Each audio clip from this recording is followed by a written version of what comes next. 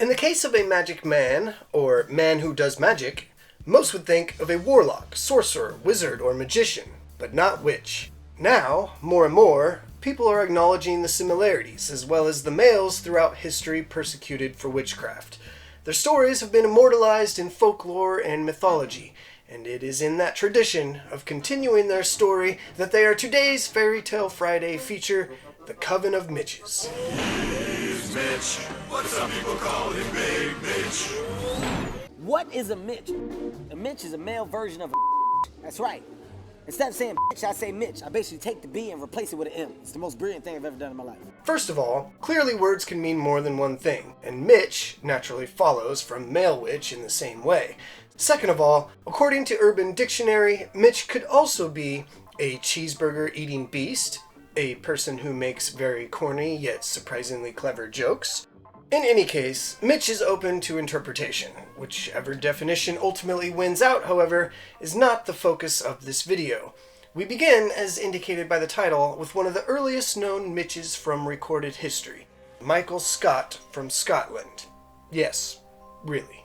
He was an astrologer and translator, wizard, healer, and seer.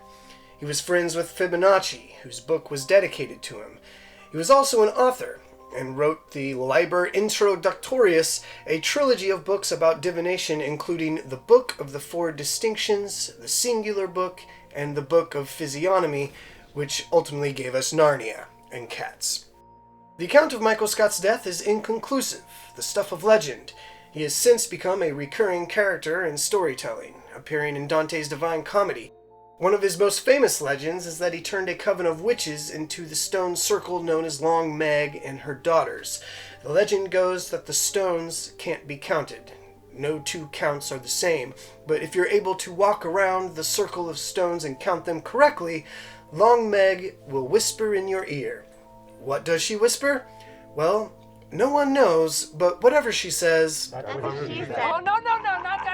Just come on, you guys, let's do it. Along with Michael Scott, we have John Dee from the 16th century, a Welsh mathematician, navigator, and astronomer. He possessed the Enochian keys and Enochian magic, claimed to be revealed by angels. It was the first language used in paradise to name all things. He is credited with coining the term British Empire and was a proponent of colonizing the New World.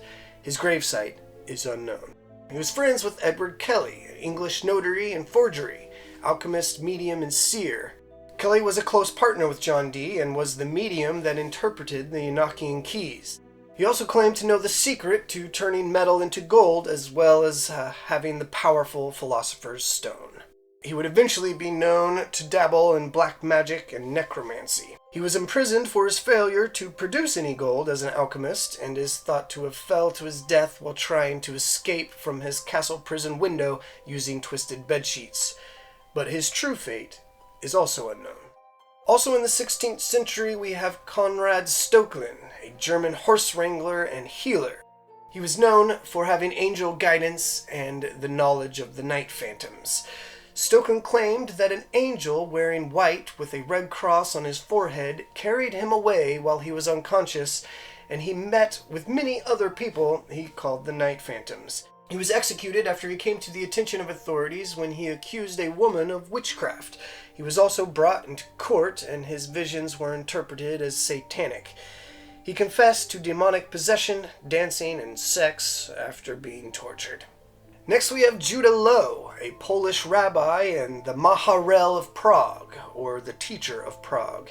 He was a Jewish mystic and Talmudic scholar, most famous for the golem.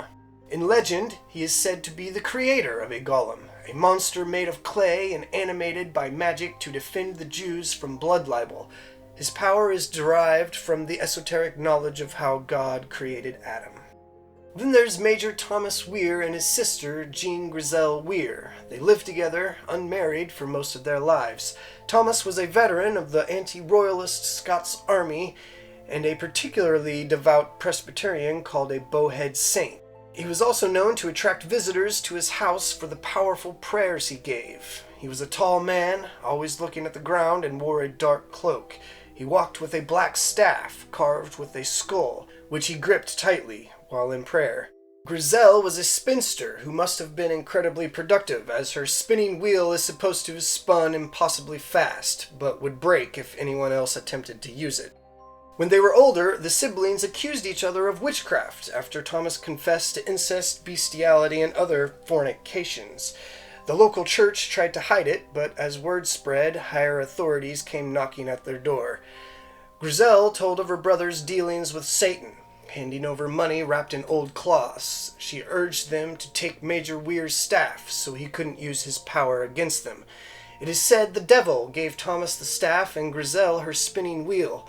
They were both convicted and executed. The house they lived in was empty for over 100 years, believed to be haunted. Reports of lights in the window, the cackling and howling of debauchery, and the hum of Grizel's evil spinning wheel were spun into legend. Thomas Luton of the 17th century was a French merchant. He was known for demonic summoning in connection to the demon Harlequin.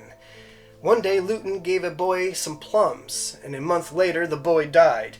The clearly connected events didn't get past his neighbors, who deciphered a twisted plot in which Luton had cursed the fruit. As torturers attacked him again, Luton finally gave the confession they wanted, confirming his neighbors' suspicions. He told of the demon Harlequin he had been with for over 8 years as he joined in with rowdy Sabbaths. His successes and large estate were also owed to the devil. They were plundered after he was discovered dead in his prison cell. His death was also blamed on the devil, but it was probably from the torture.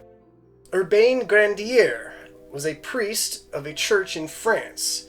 A group of nuns from the local Ursuline convent accused him of having bewitched them, sending a demon, Asmodai, among others, to commit evil and impudent acts with them.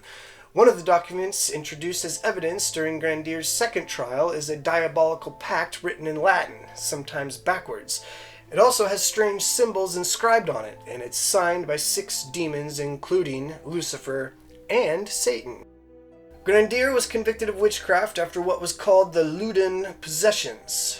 Most modern commentators have concluded that Grandier was the victim of a politically motivated persecution led by a powerful cardinal. And this is only a partial list. There are many more Mitches, in fact. Some said to have even turned themselves in, knowing what would most likely happen. Not that that makes any of it better. Perhaps the only way to really understand the Coven of Mitches is to perform this spell at midnight in the presence of the night phantoms on 7 consecutive rowdy Sabbaths. First, you must translate Michael Scott's Liber Introductorius into the Enochian language, then tear it into pieces and burn it. Stuff some of the ashes into a plum with a pinch of ash from Weir's cane and wrap it in a forgery of a coven pact written backwards in Latin. Wrap that in cloth woven by Grizel's spinning wheel, then let that sit in the sun for 3 days to dry or get eaten, and burn what's left and spread those ashes 2 days' walk into the woods. If that doesn't work, maybe you're just a different kind of Mitch.